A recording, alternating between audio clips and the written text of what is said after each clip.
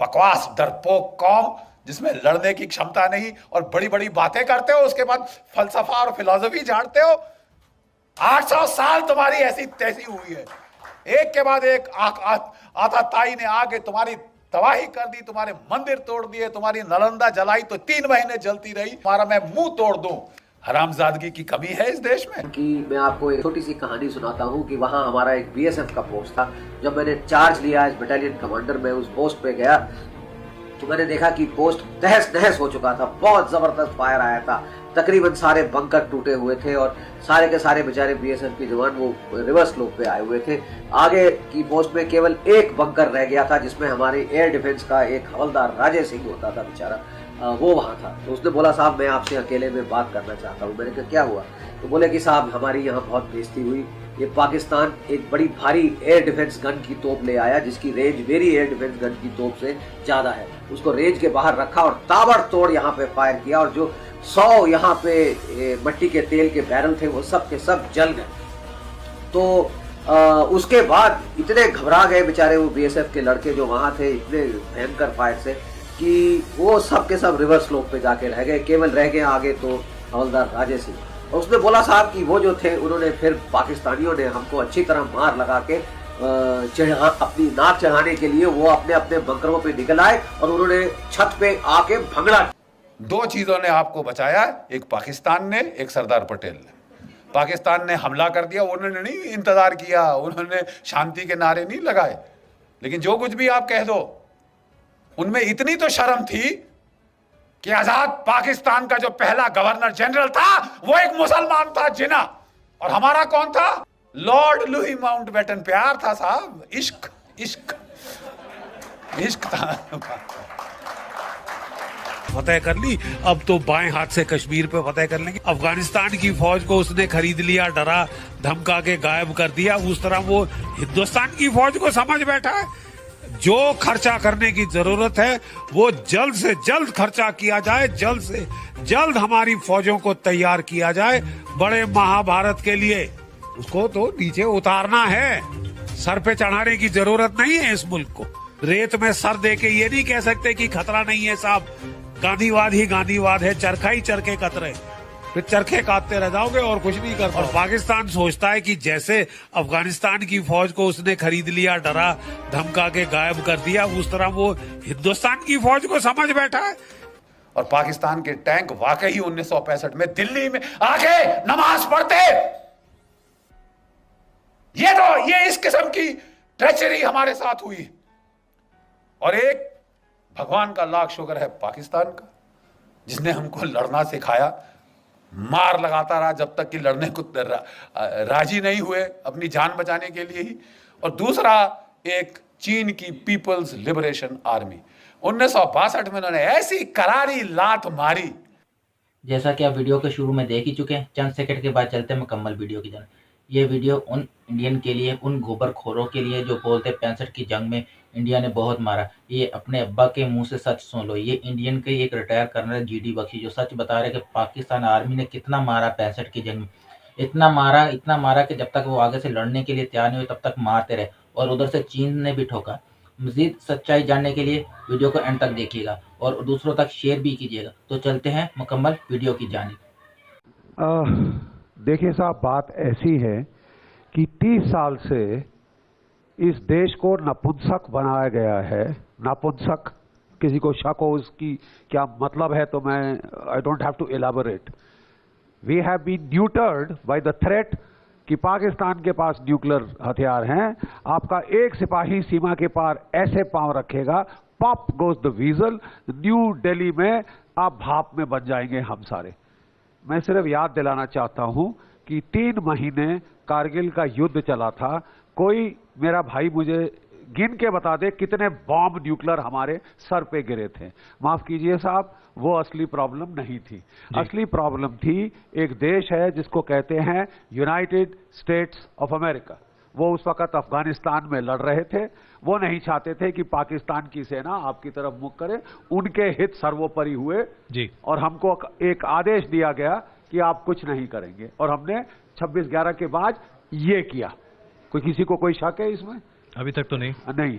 तो अभी आपको दूसरा डिमार्च मिल गया है जी। ट्वीट कर दिया डोनाल्ड ट्रंप साहब ने कि हम बातचीत कर रहे हैं, पाकिस्तान ये हमको 27 तालिबान फरवरी से बातचीत करवा रहा है, जो हमें अभिनंदन का जहाज पाकिस्तान की ठोका। जरूरत है। भारत के ब्राउन एस लोग मरे तो मरे, श्वेत लोग तो नहीं मरे ना साहब।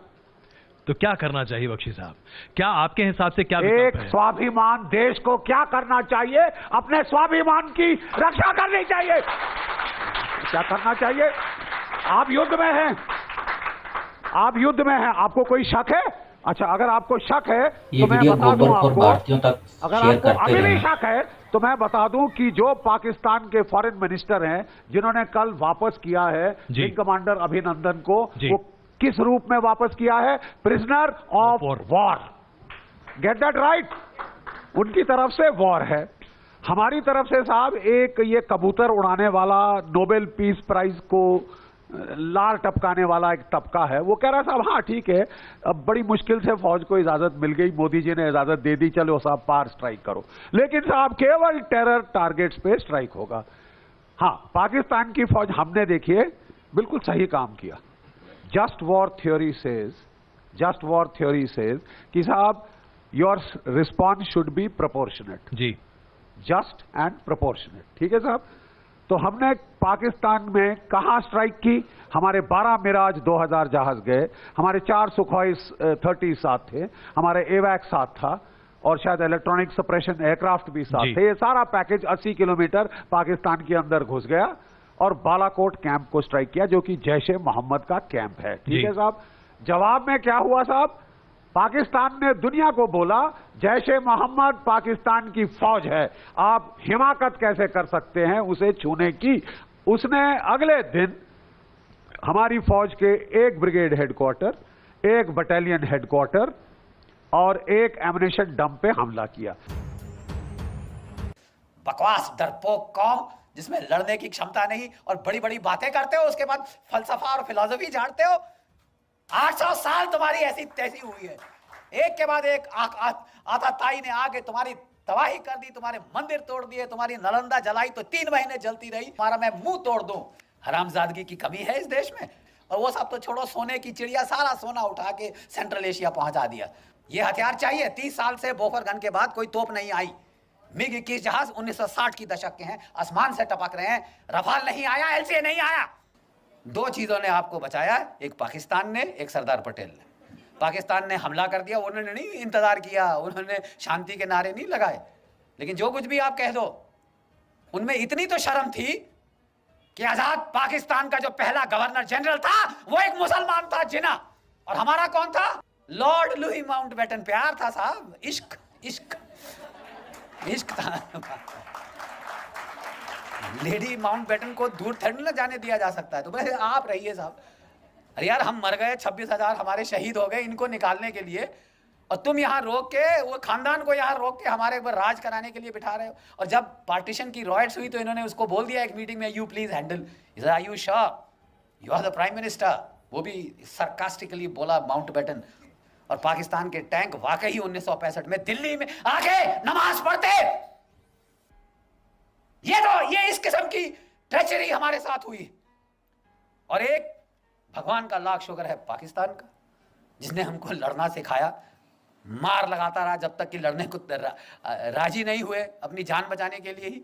और दूसरा एक चीन की पीपल्स लिबरेशन आर्मी, 1962 में उन्होंने ऐसी करारी लात मारी कि मैं आपको एक छोटी सी कहानी सुनाता हूँ कि वहाँ हमारा एक बीएसएफ का पोस्ट था।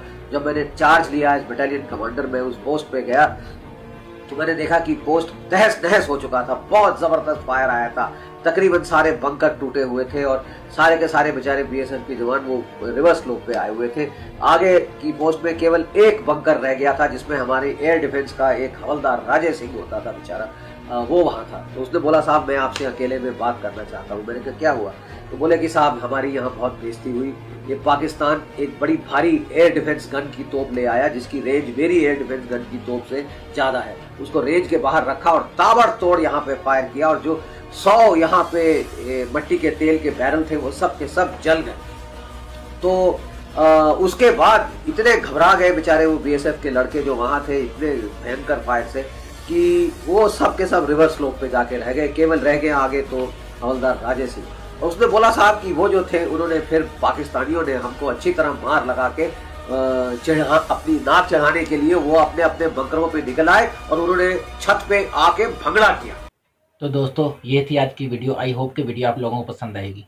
ये वीडियो उन गोबरखोर भारतीयों तक बताया ताकि उनको अपने अब्बा का सच सुन लें कि तुम लोगों ने कोई 65 की जंग नहीं जीती, पाक फौज ने कुत्ते की तरह मारा। ये अपने अब्बा की बातें सुन ले। ये GD बख्शी जो इस टाइम इंडियन मीडिया में हमेशा सुर्खियों में रहता है और पाकिस्तान के खिलाफ बयान दे रहा, गोदी मीडिया में बिका हुआ है ना, ये गोदी मीडिया का झूठा प्रोपोगंडा बेनकाब कर रहा है, जो झूठ बोलते रहते हैं, ये उन तक बताएं। अगर आपको भी इंडियन मीडिया का रिएक्शन देखना पसंद है तो प्लीज़ चैनल को सब्सक्राइब कीजिएगा, वीडियो को लाइक कीजिएगा, कमेंट्स कीजिएगा, शेयर कीजिएगा और बेल आइकन दबाना मत भूलना ताकि हर नए आने वाली वीडियो का नोटिफिकेशन सबसे पहले आप तक पहुंच सके। तो मिलते हैं एक नई वीडियो के साथ, तब तक के लिए अपना ख्याल रखिएगा। अल्लाह हाफिज़।